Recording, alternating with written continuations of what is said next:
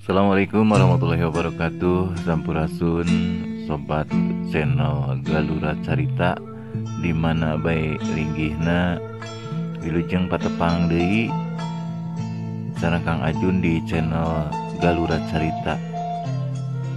Danget ieu Kang Ajun saja ngaguar atanapi nyaritakeun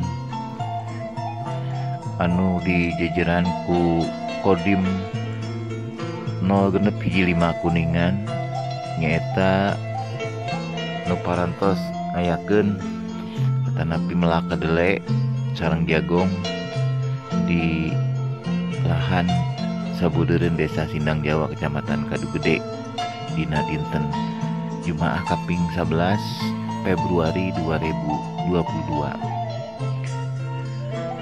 Wargi sejumlah anggota TNI Kodim 0 hiji 5 Kuningan melak binih kacang kedele di lahan sabudeureun Desa Sindang Jawa teh legana kurang leuwih 4 hektar nyata ngalibetkeun wawakil anggota ti Koramil Sewang-Sewangan nu aya di Kodim 0 hiji 5 Kuningan.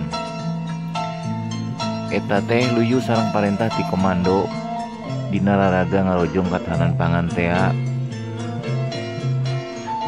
nyata minangka rukun gawe sareng pamarentah Desa Sindang Jawa.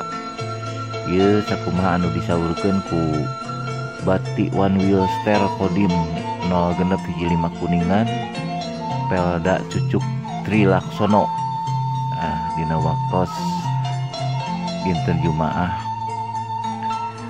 kalayan dipiharep ku melak kacang kedele sareng jagong teh aya mangfaatna kanggo masyarakat sabudeureun oge ti jajaran Kodim 0 hiji 5 Kuningan kacida